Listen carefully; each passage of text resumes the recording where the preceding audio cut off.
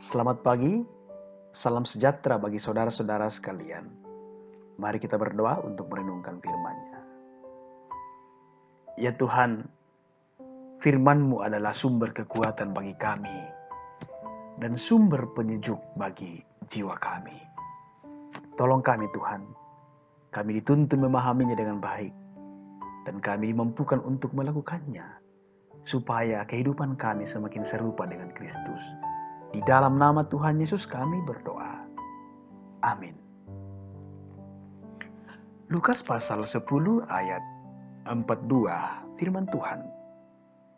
Tetapi hanya satu saja yang perlu.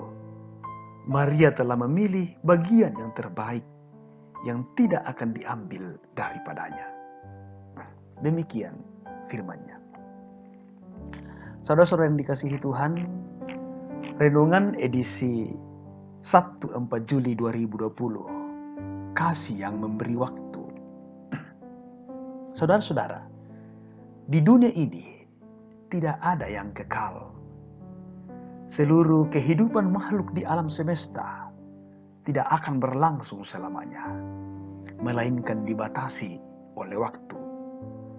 Sehebat dan sekuat apapun manusia, semua yang pernah menjadi kebanggaan akan pelan-pelan mulai melemah dan pada akhirnya akan sampai pada titik kefanaan.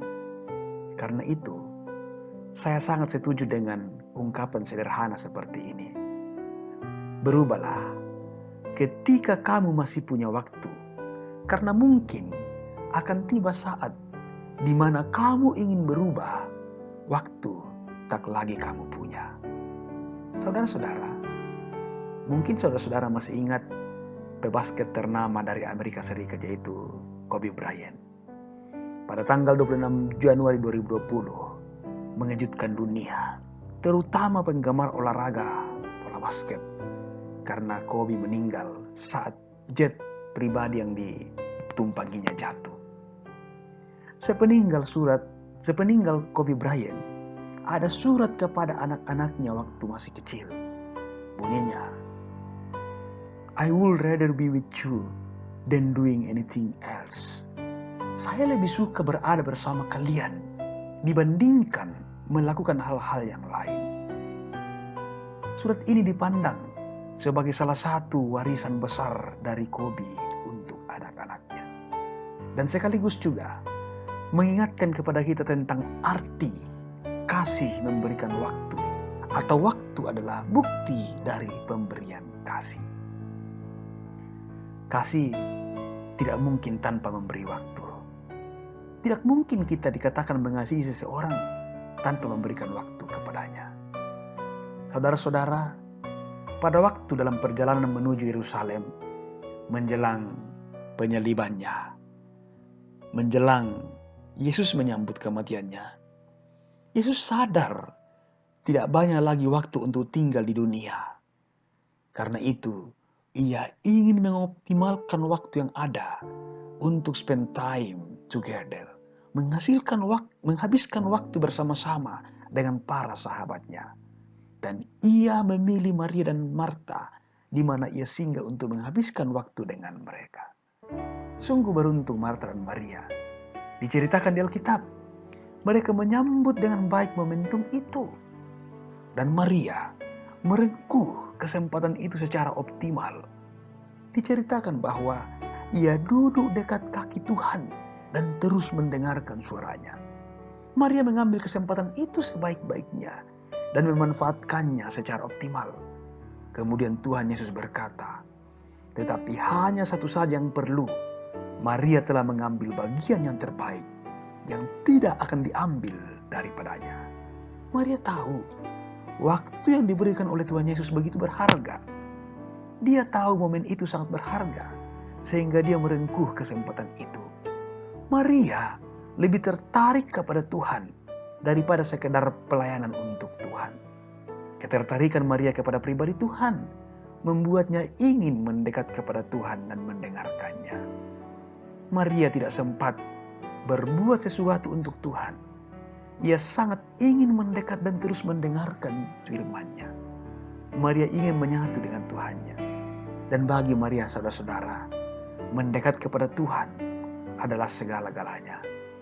Karena Maria tidak memilih hal-hal yang lainnya, melainkan hanya memilih Tuhan. Maka Tuhan berkata kepada Maria bahwa dia telah memilih bagian yang terbaik. Sebab pribadi Tuhan adalah bagian yang terbaik dalam kehidupan setiap orang. Saudara-saudara, baik Marta maupun Maria adalah sama-sama melayani Tuhan. Tetapi pelayanan mereka berbeda dalam hal fokusnya. Kita dapat katakan bahwa fokus pelayanan Maria adalah pribadi Tuhan sendiri. Sedangkan fokus pelayanan Marta adalah kebutuhan-kebutuhan atau kepentingan-kepentingan sehubungan dengan pelayanan untuk Tuhan. Apa yang menjadi fokus kita, Bapak Ibu sekalian? Apakah Tuhan yang menjadi fokus dalam kehidupan kita, dalam pelayanan kita? Ataukah hanya sibuk dengan hal-hal yang kelihatan rohani, tapi sebenarnya kita tidak berjumpa dengan Tuhan, atau malah kita tidak mengenal Tuhan dalam kegiatan-kegiatan rohani yang kita lakukan? Saudara-saudara, manusia kehilangan banyak kesempatan dalam hidup. Coba lihat, manusia ketika waktunya istirahat, dia pengen jalan-jalan. Ketika waktunya bersama-sama keluarga, malah HP yang diberi banyak waktu. Ketika waktunya untuk tidur, malah begadang. Ketika waktunya santai, malah memikirkan pekerjaan. Ketika waktunya bekerja, malah memikirkan liburan. Ketika waktunya beribadah, malah sibuk bergadget ria, dan lain-lain, dan lain-lain. Ya, saudara-saudara, kita selalu miss the point, miss the moment. Hidup ini menyajikan banyak momen-momen berharga, dan seharusnya kita rengkuh secara optimal, seperti yang pernah dilakukan oleh Maria, sehingga Tuhan Yesus katakan bahwa engkau memilih yang baik, yang tidak akan diambil daripadamu. Saudara-saudara, seperti Maria, ketika dia duduk dekat kaki Tuhan, dia ingin mendengarkan perkataan Tuhan. Maria merebut momen yang sangat baik. Kalau kita bekerja dengan sepenuh waktu, sepenuh tenaga, sepenuh hati, kita akan mendapatkan momen yang terbaik. Pekerjaan itu akan menghasilkan buah yang lebih besar. Dan bayangkan saudara-saudara, jika kita menggunakan waktu yang baik bersama keluarga, betapa banyaknya keindahan yang bisa tercipta dalam keluarga kita.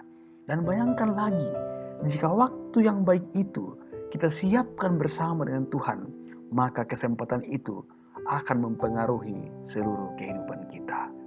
Saudara-saudara, Baltasar Gracian mengatakan, satu-satunya yang menjadi milik kita sepenuhnya adalah waktu. Bahkan seseorang yang tidak memiliki apapun pasti memiliki waktu. Karena itu gunakan dengan baik.